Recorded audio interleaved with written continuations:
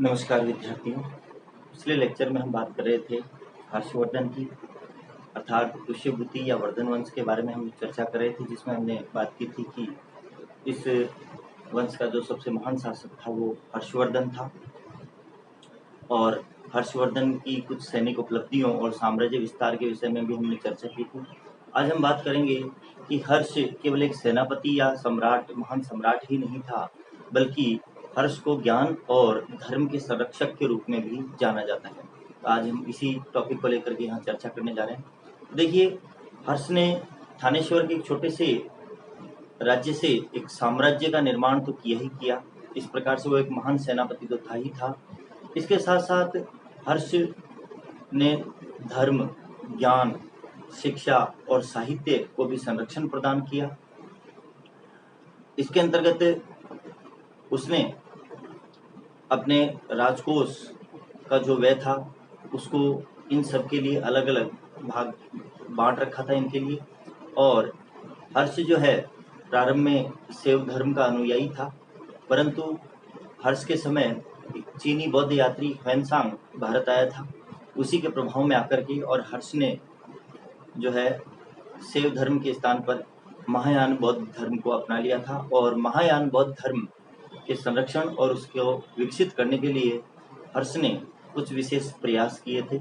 यहाँ पर हम आज उन्हीं की चर्चा करेंगे और उन्हीं के अंतर्गत हम ये देखेंगे कि किस प्रकार से हर्ष ने ज्ञान और धर्म को संरक्षण प्रदान किया। इसके लिए हमें सबसे पहले यहाँ पर दो सभाओं की चर्चा करनी होगी, एक कन्नौज सभा और दूसरी प्रयाग सभा, जिसे महामोक्ष परिषद भी कहा गया है। तो देखिए, कन्नौज सभा की सबसे पहले यहाँ बात कर रहे हैं हम। 643 ईस्वी में जो हर्ष की राजधानी कन्नौज थी, उसके अंतर्गत हर्ष के द्वारा एक सभा का आयोजन किया गया। इस सभा के आयोजन का उद्देश्य यह था कि महायान बौद्ध धर्म के विकास के लिए ह्वेनसांग की उपस्थिति का लाभ उठाना। तात्पर्य था कि इस समय ह्वेनसांग कन्नौज अर्थात हर्ष के दरबार में आया हुआ था और हर्ष ये चाहता था कि ह्वेनसांग की विद्वता का लाभ उठाते हुए एक सभा का आयोजन किया जाए, जिसके अंतर्गत महायान बौद्ध धर्म से संबंधित विषयों को लोगों के सामने रखा जाए, जिससे कि अधिक से अधिक महायान बौद्ध धर्म का प्रचार प्रसार हो। इसी उद्देश्य से उसने कन्नौज में 643 ईस्वी में इस सभा का आयोजन किया था। तो यहाँ देखिए, इस सभा में लगभग 3000 महायान और हीनयान बौद्ध भिक्षुओं को बुलाया गया। इसके साथ साथ लगभग 3000 ही ब्राह्मण इस सभा में शामिल हुए और लगभग 1000 नालंदा विश्वविद्यालय के जो बौद्ध विद्वान थे वो इस सभा में शामिल हुए। यह सभा लगभग 23 दिन तक चली और महायान बौद्ध धर्म से संबंधित विषय को इसमें वाद विवाद के लिए रखा गया और साथ ही साथ ह्वेनसांग को इसमें सभापति बनाया गया था। इस सभा के दौरान बुद्ध की हर्ष के बराबर की एक सोने की मूर्ति बनवाई गई और उसे 100 फीट ऊंचे स्तंभ पर रखवाया गया था।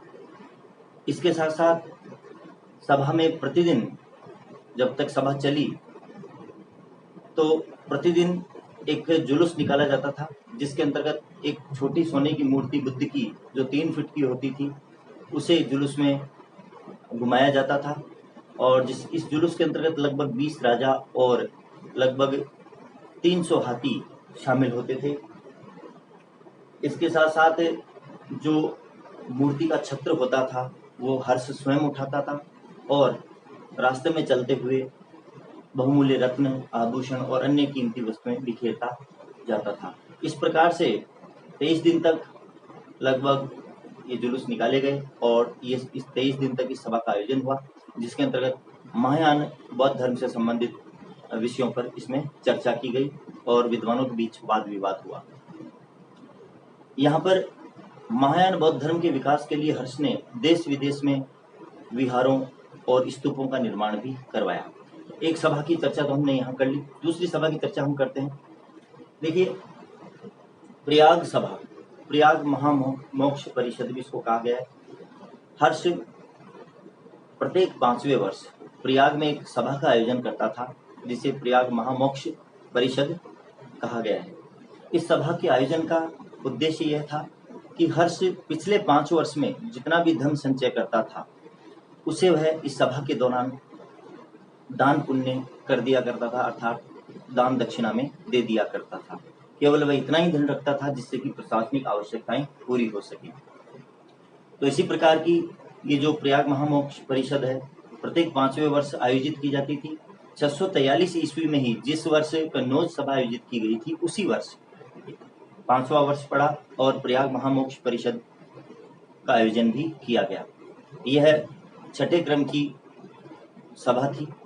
इससे पूर्व 5 ऐसी महामोक्ष परिषदें हो चुकी थी।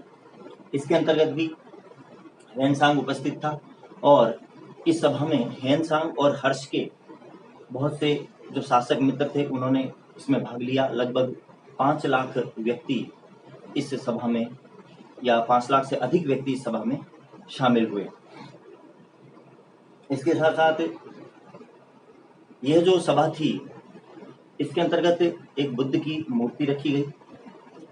प्रथम दिन बुद्ध की मूर्ति की पूजा की गई। दूसरे और तीसरे दिन क्रमशः सूर्य और शिव मूर्तियों को सम्मानित किया गया। चौथे दिन महायान जो बौद्ध भिक्षु थे उन्हें दान दिया गया। 5वें दिन ब्राह्मणों को दान दिया गया। इसी प्रकार से अगले 10 दिन तक जो है भिक्षुओं को और अन्य तपस्वियों को दान दिया गया। इसके साथ साथ उसके बाद में लगभग 1 महीने तक निर्धनों, जो विकलांग लोग थे, दिव्यांग लोग, उन्हें और जो गरीब लोग थे उन्हें दान पुण्य दिया गया, उनकी सहायता की गई। इस प्रकार से लगभग 75 दिन तक इस सभा का आयोजन हुआ और जिसके अंतर्गत प्रतिदिन दान पुण्य दिया जाता था। यहाँ तक कि इस सभा के अंतर्गत जो दान दिया गया था उसके विषय में ह्वेनसांग ने लिखा है कि लगभग 75 दिन में पिछले 5 वर्ष में हर्ष ने जो कुछ भी संचित किया था वो पूरा धन लगभग इसमें दान पुण्य में व्यय हो चुका था और केवल प्रशासनिक आवश्यकताओं हेतु जितना धन चाहिए था उतना ही शेष बचा था। हर्ष ने यहाँ तक कि हर्ष की दान की जो बात थी, यहाँ उसने इस सभा के अंतर्गत अपने वस्त्र और आभूषण भी दान कर दिए और अपनी बहन राज्यश्री से पुराने वस्त्र मांग करके पहने और उसके पश्चात 10 दिशाओं में बुद्ध की पूजा की और यह प्रसन्नता व्यक्त की कि उसका जो राजकोष है वो दान धर्म के अंतर्गत रिक्त हो गया है। तो इस प्रकार से जो दोनों सभाओं का विवरण हम यहाँ देखते हैं उससे ऐसा प्रतीत होता है कि हर्ष ने ज्ञान और धर्म के संरक्षण के लिए अपना सर्वस्व न्यौछावर कर दिया था। इस प्रकार के दान के विषय में इतिहास में पहले कहीं भी कोई उल्लेख नहीं मिलता है। उसने पिछली सभी सीमाओं को पार कर दिया था और इसके साथ साथ हर्ष जो था उसने धर्म के क्षेत्र में सहिष्णुता का परिचय दिया। विभिन्न धर्मों के अनुयायियों को उसने संरक्षण भी दिया, साथ ही साथ दान भी दिया। जैसा कि हमने सभाओं के माध्यम से देखा है कि ब्राह्मणों को भी दान दिया गया था, निर्धनों को, विकलांगों, दिव्यांगों को, इनको सबको दान दिया गया था। इसके साथ साथ हीनयान और महायान बौद्ध भिक्षुओं को भी बुलाया गया था। तो इस प्रकार से उसने धार्मिक सहिष्णुता का परिचय दिया। सूर्य और शिव मूर्तियों का भी सम्मान किया गया। ये सब उसकी धार्मिक जो सहिष्णुता है उसका परिचय मिलता है इन सब से। इसके साथ साथ उसने मानवता का भी परिचय दिया, मानवीय सद्भाव का परिचय दिया और ज्ञान के क्षेत्र में भी उसने बहुत से विद्वानों को संरक्षण दिया था। जैसे सूर्य शतक और मयूराष्टक के जो लेखक थे मयूर, और इसके अलावा जो हर्षचरित्र और कादम्बरी के लेखक थे बाणभट्ट जैसे जो लेखक थे, इन्हें हर्ष ने अपने यहाँ संरक्षण प्रदान किया। और इसके साथ साथ हर्ष ने अन्य जो आश्रित कवि और साहित्यकार थे उन्हें भी अपना संरक्षण प्रदान किया। तो यहाँ पर ये देखने को हमको मिलता है कि हर्ष ने इसके साथ साथ हर्ष ने जो अपना राजस्व का जो हिस्सा होता था उसके अंतर्गत अलग अलग जैसे ज्ञान के लिए, शिक्षा के लिए और जो विद्वान थे उनके पुरस्कार के लिए अलग अलग हिस्सा रख रखा था। जैसे वो अपने राजस्व का 1/4 ज्ञान और विद्वानों को पुरस्कृत करने के लिए खर्च करता था। तो इस प्रकार से देखते हैं हम कि ज्ञान और धर्म के संरक्षण के क्षेत्र में हर्ष ने पुरानी सभी सीमाओं को पार करके और शिक्षा को, धर्म को, साहित्य को, इन सबको संरक्षण प्रदान किया था। इसीलिए हर्ष को ज्ञान और धर्म के संरक्षक के रूप में जाना जाता है और उसके समय महायान जो बौद्ध धर्म था उसका काफ़ी विकास हुआ। तो उम्मीद करता हूँ कि आपको इन दोनों सभाओं के विवरण से हर्ष के ज्ञान और धर्म के संरक्षक के रूप में जो बात कही गई है वो समझ में आ गई होगी। नेक्स्ट हर्ष के शासन प्रबंधन के विषय में हम नेक्स्ट लेक्चर में चर्चा करेंगे। धन्यवाद।